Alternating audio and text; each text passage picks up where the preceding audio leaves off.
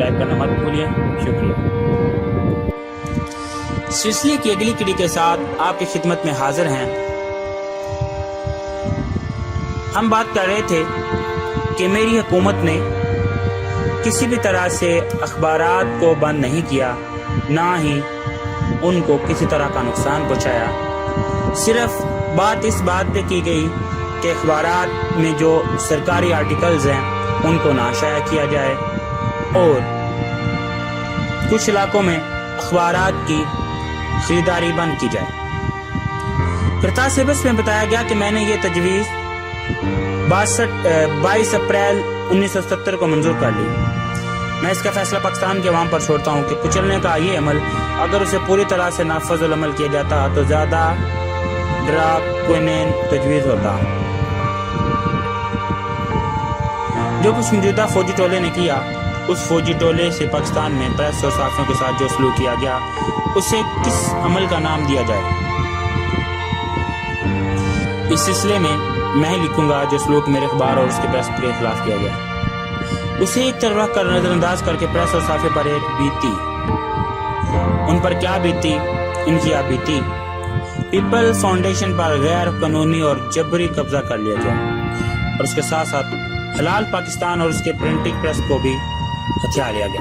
ان کا یہ عمل اس موجودہ فوجی حکمران کے اپنے معیار کے مطابق تقاضا کرتا ہے کہ ان کے دونوں ہاتھ کاٹ دیے جاتے ہیں. آئیں ان باتوں کو ایک طرف رکھتے ہیں، لیکن میں صحافیوں کو کوڑے لگانے کے لیے نظر انداز نہیں کر سکتا. الفتح اور معیار کو جس طرح بند کیا گیا اسے ہم فراموش نہیں کر سکتے. فوجی ٹریبیونل نے سرسری سماعت کے بعد ہمارے ساتھیوں کو جو سزائیں دی وہ بھلائی نہیں جا سکتی.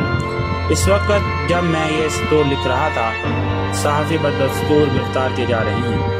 ان کی اکثریت گزشتہ 6 ماہ سے بھوک ہڑتال کر رہی ہے.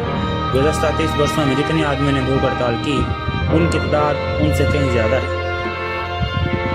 کرتاس سیبس کے صفحہ 393 پر بیان کیا گیا ہے کہ مسٹر یحییٰ بختار کی چیئرمین شپ اس پیشہ ورانہ کمیٹی کے اراکین میں سے ان کے لیے کسی نرم گوشے کا نتیجہ نہیں. جس پیشے سے وہ طلب رکھتے ہیں، یہ پرخیال خراج تحسین جو مسٹر یحییٰ بختار کو پیش کیا گیا، جو اس وقت اٹارنی جنرل تھے اور انہیں لا اینڈ آرڈر کمیٹی کا چیئرمین میں نے مقرر کیا تھا، درندگی پر مبنی اس دستاویزات کے خلاف ہی یہ زیب دیتا تھا کہ ایسا رویہ اختیار کرے، کیونکہ ایسی بات کہنے والوں کو ہی یہ صلاحیت گویا ملی ہے کہ وہ دوسروں کے دلوں کے اندر جھانک کر دیکھ سکے.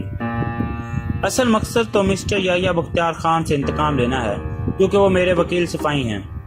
اس لیے ان کے خلاف دوسروں کے دلوں میں تعصب اور عناد پیدا کرنا حقیقی نصب العین ہے. کرتاس سیبس کے صفحہ 403 پر یوں بیان کیا گیا ہے کہ مسٹر زیڈ اے بھٹو جب تک اپنے عہدے پر فائز رہے، یہ ظاہر ہوتا ہے کہ وہ تاریخ کا بڑا شعور رکھتے ہیں. ان کا دعویٰ ہے کہ وہ نہ صرف یہ تاریخ کے طالب علم ہیں بلکہ تاریخ ساز بھی ہیں. لاہور میں مقدمہ قتل کی خفیہ سماعت کے درمیان چبھتے ہوئے لہجے اور طنزیہ مسکراہٹ کے ساتھ لاہور ہائی کورٹ کے چیف جسٹس نے مجھے مخاطب کرتے ہوئے کہا، آپ کا دعویٰ کہ آپ تاریخ کے طالب علم ہیں، اور مجھے اطلاع دی گئی ہے کہ آپ کا یہ دعویٰ بھی ہے کہ آپ تاریخ ساز بھی ہیں. کرتاس سیبس کے ایک بڑے حصے میں حلقہ انتخابات کی حدود میں تبدیلی کرنے کو جو موضوع بیان کیا گیا، اس سارے قصے کا مقصد یہ ہے کہ میں نے حلقہ ہائے انتخابات کو نئے سرے سے سیاہ اور بطور خاص ضلع گجرات میں یہ سراسر جھوٹ ہے. میں کوئی درزی تو نہیں ہوں کہ حلقہ ہائے انتخابات کی سلائی کرتا پھروں. گجرات کا یہ قصہ اس لیے بیان کیا گیا کہ ایک سیاستدان کو شیر بنا کر پیش کیا گیا، اور یہ دکھایا جا سکتا ہے اس ضلع میں اس کا اثر و رسوخ ناقابل تسخیر ہے. میں اس سے قطعی متاثر نہیں ہوں. میں اس کے اثر و رسوخ کا نظارہ اس زمانے میں کر رہا تھا جب وہ مغربی پاکستان کی حکومت کے ایک ریپبلک وزیر کے برآمدے میں بینچ پر بیٹھا کرتا تھا. میں جانتا ہوں کہ وہ کس طرح گڑ گڑاتا ہوا میرے پاس آیا اور میرے قدموں میں گر پڑا جب مغربی پاکستان کا ایک تمام طاقت رکھنے والا گورنر اس کی بدعنوانیوں کے خلاف کارروائی کرنے والا تھا. میں اسلامی جمہوریہ پاکستان کے صدر کو اس کے معاملات میں ڈالتا ہوں جس کے نعرے گجرات میں لگتے ہیں.